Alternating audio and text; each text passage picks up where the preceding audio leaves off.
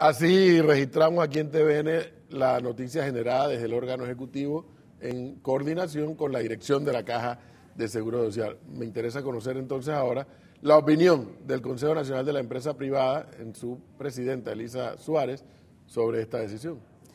Profesor, dicen que no hay sorpresas sino sorprendidos. A mí me llama poderosamente la atención que por años esperamos una bajada en el precio del combustible para tratar de hacer cosas mejores en este país.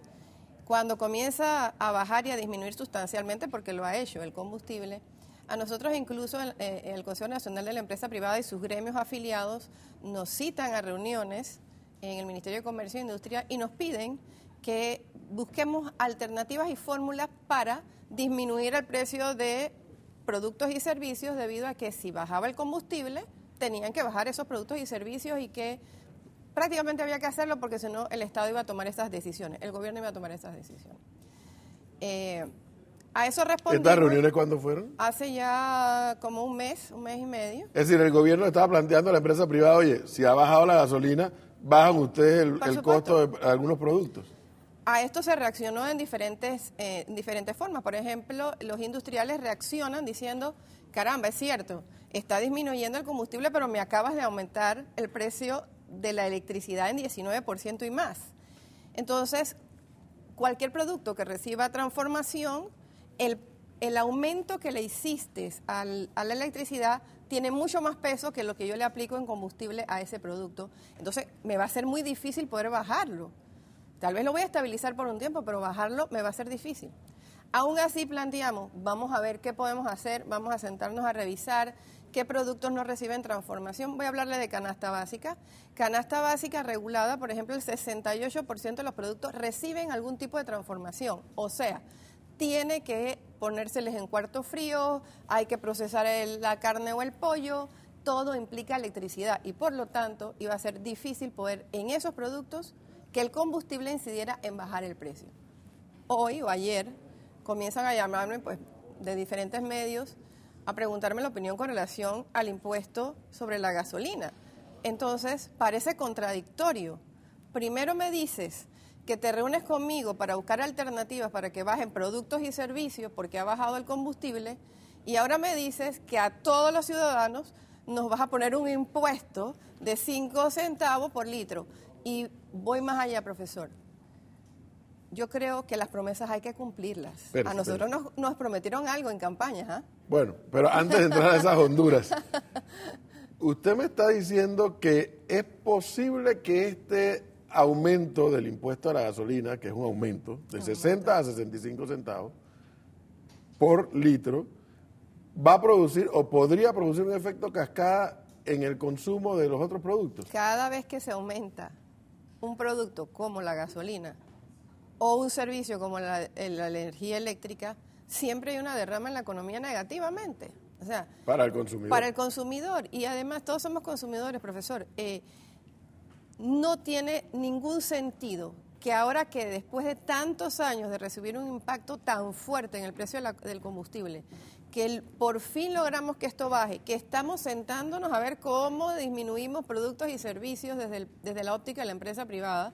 Entonces ahora, de buenas a primeras, de hoy para mañana, nos dice, mira, no, pero facilito, cerraron la calle, discúlpeme, pero esa es la sensación, y entonces vamos a resolverlo poniendo un impuesto de 5 centavos al litro de combustible. Yo creo que nosotros merecemos como ciudadanos, profesor, políticas mucho más macro, políticas mucho más conversadas, estructuras económicas mucho más sólidas, porque nosotros, y yo insisto en este tema, tenemos una apreciación de que el gobierno cada día interviene más en cómo se está moviendo el mercado. Nosotros hasta ahora vivimos en un mercado de libre competencia y nosotros sí estamos centrados en una pregunta y es que vamos a cambiar el sistema económico de este país. Yo quiero saber, y yo le voy a hacer y me perdonan por mi fe que profeso, pero hasta Jesucristo, el Hijo de Dios, primero tuvo que multiplicar los peces y después los distribuyó. Si nosotros, la empresa privada, los generadores de crecimiento, de desarrollo, los que generamos empleo para que usted cobre un salario y pueda ir al mercado a comprar el combustible, la comida, el servicio, no generamos esos empleos, profesor, explíqueme, y además, al final, todos pagamos impuestos, ¿cómo vamos a seguir haciendo las obras sociales del gobierno? Que las entiendo perfectamente. Yo quisiera que todo el mundo tuviese agua potable, yo quisiera que todo el mundo viviera en condiciones similares, buenas, pero cuando se hacen políticas para acallar el problema que surgió hoy en la cerradera de calles tal o cual, lamentablemente no estamos tomando las mejores decisiones. Yo vuelvo a insistir y a invitar a que haya mucha más conversación, a que haya mucha más estructura con las empresas como nosotros, como la empresa privada panameña. Al final, profesor, nosotros generamos el 75% del Producto Interno Bruto de este país. Entonces, ¿cómo es posible que nosotros somos los últimos que nos enteramos de decisiones como esta? Por esa misma afirmación le tengo que preguntar. Si el órgano ejecutivo ahora llama al CONEP, al CIP, a la Cámara de Comercio, a la PEDA, a todos los gremios empresariales, y le pide una propuesta para ayudar a resolver este problema, ¿se le ocurre alguna? ¿Ensayaría alguna? En este momento yo no le puedo decir una, pero me enfoco en quién le paga a los jubilados, por ejemplo, en el tema específico de los jubilados. Es el Seguro Social.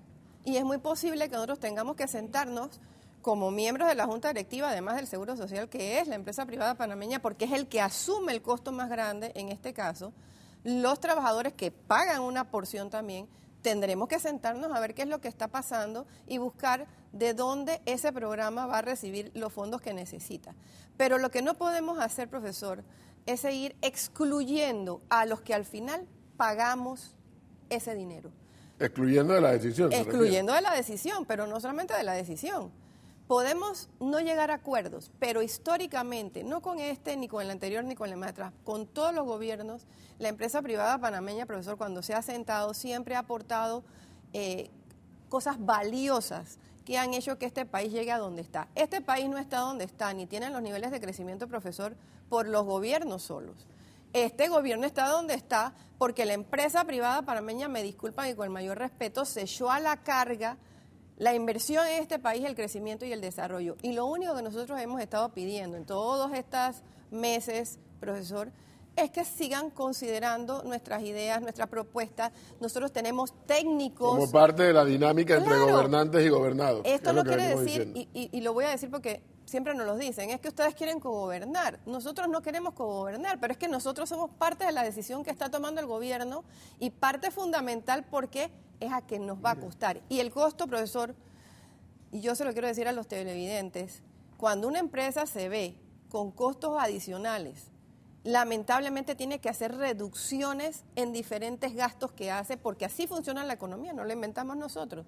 Y quien primero paga, profesor, en muchas ocasiones, lamentablemente, es el empleo. Déjeme escuchar lo que Gretel Méndez tiene en cuanto a la forma en que, es Ivette Cordovela, que ya está lista, para escuchar la forma en que nuestros televidentes han reaccionado a través del Twitter de TVN. Adelante, Ivette. Gracias, profesor Cabrera. Recuerde que hoy en Noticias le estuvimos preguntando qué opinión le merecía a usted que el aumento de jubilados se pagara con un ajuste al precio de la gasolina. Usted nos escribió su respuesta a nuestra cuenta @TVN Noticias. Esta mañana utilizó el hashtag ajuste gasolina y comparto la opinión de Diana, por ejemplo, quien dice: no me parece que lo que unos se roban tengamos que reponerlo nosotros. Y cuando la gasolina suba de precio, ¿qué? Se pregunta Diana. Fernando Anguizola nos escribe: no estoy de acuerdo con aumento de impuesto, que hagan al Estado más eficiente. Muchos empleados y no hacen nada. Juan Primero nos escribe: incumplimiento de promesa de campaña de no subir impuestos. ¿Por qué no suben impuestos a lujos y vicio como casinos? Se pregunta Juan Primero. Albenis Pití nos escribe: no estoy de acuerdo, es una medida improvisada que no resolverá el problema. ¿Qué harán cuando suba el precio? A esto de la gasolina, es a lo que ella se refiere. Y por último, comparto la opinión de Ernesto Gómez, quien nos escribe: ¿hasta cuándo el pueblo pagará la mala administración de estos gobiernos? Bueno, esa es la opinión que usted ha compartido con nosotros y nosotros lo compartimos con el resto de la audiencia. Podemos proseguir con la entrevista. Gracias, Ivette, muy amable. Oiga, hay quienes dicen que ¿por qué no sacamos estos fondos del canal? A mí no me gustan esas ideas porque queremos siempre agarrar el canal como una piñata, pero cuando al gobernante se le ocurren estas ideas, al gobernador también. se le ocurren ideas. Dice, bueno, ¿por qué no lo agarramos del canal? Y fíjese, ya la gasolina va a aumentar, la gasolina, el diésel, los derivados aumentan creo que mañana viernes. El barril ya llegó a 50, bajó a 40 y tanto y ya llegó a 50. Y es previsible que en los próximos 6 meses, me dice un televidente que conoce estos temas, va a seguir aumentando. Entonces, ¿qué vamos a hacer? ¿Cuándo usted ha visto que nos han disminuido un impuesto, profesor? Nunca. Nunca, ok. Entonces, se nos ocurren ideas creativas como sacarlo del canal y ¿por qué no hablamos de eficiencia en la gestión pública? ¿Por qué no hablamos de que realmente le cobremos a mucha gente los impuestos con tasas bajas, de manera que mucha más gente incluso quiera pagar? ¿Por qué hay que pagar impuestos, profesor? Sí, eso no está en discusión. Eso no está en discusión. Pero hemos resuelto el problema siempre de la manera más fácil.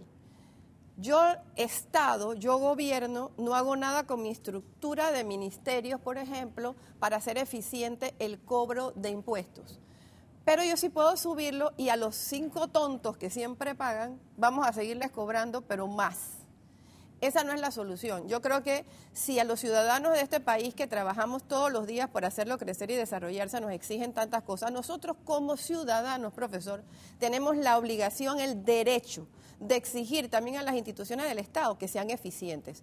Y yo pienso que podemos ver miles de cosas que se pueden hacer con ahorros institucionales desde el punto de vista del gobierno para hacer lo mismo que estamos haciendo el día de hoy, profesor. Hay un tema que es reiterado, pues fíjese lo que el gobierno ha dicho, que ellos calculan que van a recaudar unos 100 millones, 80 serían para el aumento de los jubilados y pensionados y 20 sería para IBM, invalidez, vejez y muerte, el programa de invalidez y muerte de la Caja de Seguro Social. Pero ningún gobierno quiere debatir el tema de ¿cómo es esto? Que yo soy asegurado y mis hijos, exacto, mi esposa, los beneficiarios. Ningún gobierno quiere debatir eso y todos saben que ese es parte del talón de Aquiles. Por supuesto, digo, es parte del problema. Volvemos al punto. En esas mesas de las juntas directivas del Seguro Social, por ejemplo, estamos sentados los sectores que estamos involucrados en esto y, por ejemplo, los empleadores, los trabajadores y el gobierno, los funcionarios, etcétera, etcétera. Caramba, ¿cuándo vamos a sentarnos a conversar de políticas macro con relación a la seguridad social en este país? Porque como políticamente no es bueno decirle ni a los empleadores ni a los trabajadores que vamos a subir la cuota obrero-patronal porque aquí se vuelve esto un caos, entonces no lo hablemos. Y pareciera la ley del avestruz. Ante las cosas que temo, meto la cabeza en un hueco. Yo creo que nosotros tenemos que sobrepasar eso, profesor. Yo creo que aquí hay toda la intención, yo creo que aquí hay gente valiosa en todos nuestros gremios, en la empresa privada, en el gobierno, hay técnicos. Tenemos que sentarnos a hablar las cosas como Dios manda. Se acabó la política de hoy para hoy, económicamente hablando, profesor. Tenemos que hacer política de Estado, donde nosotros no podemos seguir en planes quinquenales, que se acabó este gobierno y comenzamos de cero absolutamente todo, porque la economía de ningún país se desarrolla así. La economía de un país es evolutiva, va creciendo, no se detiene porque cambie un gobierno o no cambie un gobierno. Y nosotros, yo tengo un temor terrible de vernos en situaciones de países muy cercanos que 5 o 10 años atrás nunca pensaron que iban a estar en las condiciones que están el día de hoy, precisamente porque nadie tuvo la valentía de sentarse a reflexionar sobre estructuras que están dañadas desde su raíz. Ejemplo, la estructura del sistema judicial de Panamá es un problema que está destruyéndose desde sus bases y no nos atrevemos a hablar de eso y permitimos que siga siendo discrecional. Y tengo un temor terrible, profesor, de que por temas de mero procedimientos no hechos adecuadamente, el día de mañana muchas personas culpables puedan quedar en la calle. Y entonces viene un descontento mayor de los ciudadanos, porque cuando usted ve todos los millones de que estamos hablando aquí que se pudieron sacar del Estado, del gobierno, y usted dice, pero entonces el que voy a pagar las consecuencias soy yo con un nuevo impuesto a la gasolina. Estas cosas no pueden ser. Tenemos que buscar los controles necesarios para cambiar esto. Una reflexión importante e interesante, atendible, que nos hace la presidenta del CONEP. Ley de estacionamientos, ley para regular las escuelas particulares, incremento del impuesto a la gasolina. O sea, canasta básica. La canasta básica, los que saben de esto dicen que no baja lo suficiente. Escándalos de corrupción. Entonces, como que el panorama no es el agradable. Y parece que está haciendo falta liderazgo no digo que en el gobierno, en la empresa privada, en la sociedad civil, para decir, oye, el objetivo nacional, el gran objetivo de Estado, independientemente de quiénes nos gobiernan cada 5 años, debe ser este y hacia allá debemos apuntar. Muchísimas gracias por esta oportunidad que nos dan la mañana de hoy. Con mucho gusto y ojalá que podamos seguir conversando de este tema.